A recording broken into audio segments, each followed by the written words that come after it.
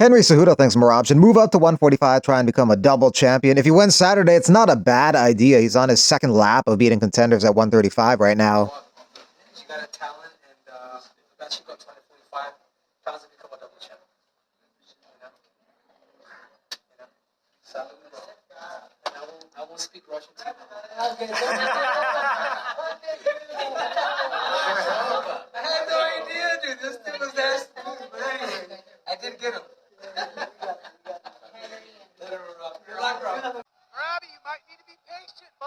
Merab says one of his past opponents after their fight asked him not to post pictures of the fight. He's probably talking about Umar Nurmagomedov because he constantly refers to him as spoiled, and he also uses that same word, spoiled, here. Then it was one guy, the spoiled guy, who called me after our fight. He said, "Oh, Merab, like, don't post picture of me. It was we just build the fight." Or I'm like, bro, why you did this? You know, you don't need to do this. And then he's also like his assistant or his some kind of guy also called me that it was. They told me word it was. They said this is. What's the word? I forget, but I don't like this, man. You know, people, MMA fans will watch our fights anyway. If it's not organic, why we have to disrespect each other or something? I never liked this, but whatever was like, it was real. You know, it was real, and I'm a real guy. I don't. Maybe I joke, whatever, but it's but joke is joke. But like, I don't like to talk trash for no reason, and I don't like to somebody disrespect me for no reason. In a charity boxing match, Paddy KO'd gets knocked out by a boxer with Down syndrome.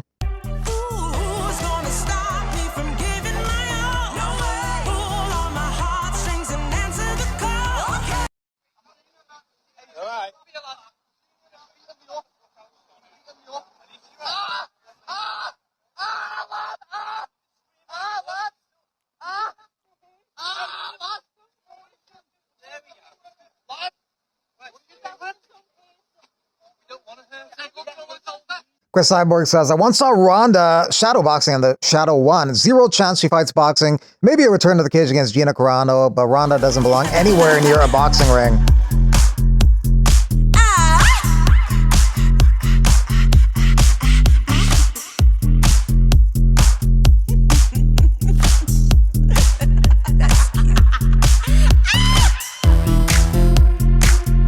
Joshua Van thinks Pantoja is the flyweight GOAT. Most people would put him number 2. Demetrius Mighty Mouse Johnson, number 1. Shara Bullet Magomedov would like to return early next year against Paulo Costa. He was recently in the movie Goldfish. He liked it, so he wants to continue acting. Chael Sonnen compares Gable Stevenson with Khamzat Chimaev. Khamzat was 6-0 as a pro and 3-0 as an amateur when he made his UFC debut. Right now, Gable's 2-0. What would you do? So you got Contender Series. You got straight up sign him. But when you sign him, what are you going to do? Are you going to bring him along slow? Or are you going to put him on an undercard? You know he doesn't belong there, and you know he could knock the hell out of your absolute best guys, but you pretend for a while, right? We did this with Chimaev for a period of time. People were saying for Chimaev on day number 2, put him in there with Kamaru Usman. Oh, no, we can't. We can't do that. He needs some experience. Till finally schedules don't match up. You need a last-minute fight. You put them together, and he goes out and shows that the people were right. He was ready for Kamaru Usman. I mean, I'm just saying, like, we pretend at times. We pretend. So do we pretend that what we've seen is unproven? Gable Stevenson benefits from the fact that he's part of the weakest division in the UFC, the heavyweight division. Khamzat Chimaev, Brian Stan knew before everybody would make a big wave in the UFC. 3 years before Khamzat was in the UFC, Stan predicted that. And interestingly, this was even before Khamzat started fighting as a pro. Even as an amateur, he had no fights under his belt. He gained such a big reputation for the work he was doing inside the gym against high-level pros that Stan knew one day he'd make it to the UFC and make some big waves. Out of all the up-and-coming fighters, that don't have a contract, who do you think really deserves to be in the UFC? There's a welterweight in Sweden, at Sweden MMA All-Stars, that trains Alexander Gustafsson. I don't know his name. I just know him by reputation. And he's not in the UFC yet, but he has a whole lot of success over all the big names that train at MMA All-Stars in Stockholm. And when we get this kid signed, I think he's going to make some real waves. Brad Kohler, who fought at UFC 22 and got a one-punch knockout, is running for governor in Minnesota. Bruno Ferreira is fighting Marvin Vettori on Saturday. One of his fans drinks his sweat. One, two. So now he has to drink it. Let's do it. Good. Secret drinks. Let's go, baby. Hey! How thick did you want it? Oh, that's perfect. How thick did you want it? Pretty thick. Joe Rogan says, I can't see anyone effing with Khamzat Chimaev. Only Bo Nickel, but Bo has to grow as a fighter. He's unbelievably dedicated and disciplined. If anyone can do it, he can do it because he's got that elite wrestling. I don't know about that. Never say never, but Khamzat is just so far advanced compared to Bo and getting better. Plus, his wrestling for MMA and grappling for MMA just seems way better than Bo. Jesus was born out of a virgin mother. What's more virgin than a computer?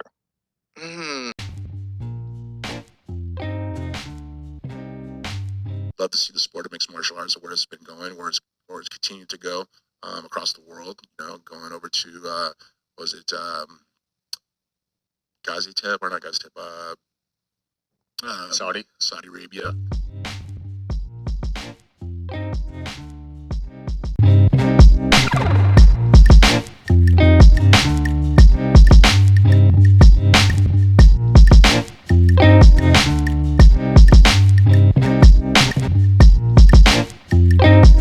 Got to pick decision for Merab Saturday at minus 250 odds. Ryzen on New Year's Eve got 15 fights on their card. Leon Edwards on his loss to Protest says yesterday's the past, tomorrow's the future, but today's the gift. Last year he was at the top of the division. Now he's ranked number 9, lost 3 in a row, and got stopped in his last 2. Alex Pereira training with Mark Zuckerberg. He didn't knock him out like he did that other guy. He wants to fight at the White House in June against Jones.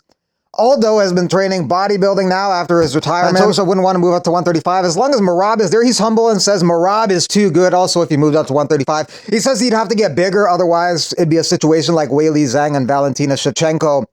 Jan Blachowicz taking on Guskov Saturday. He feels he's got to finish the fight because decisions don't go his way.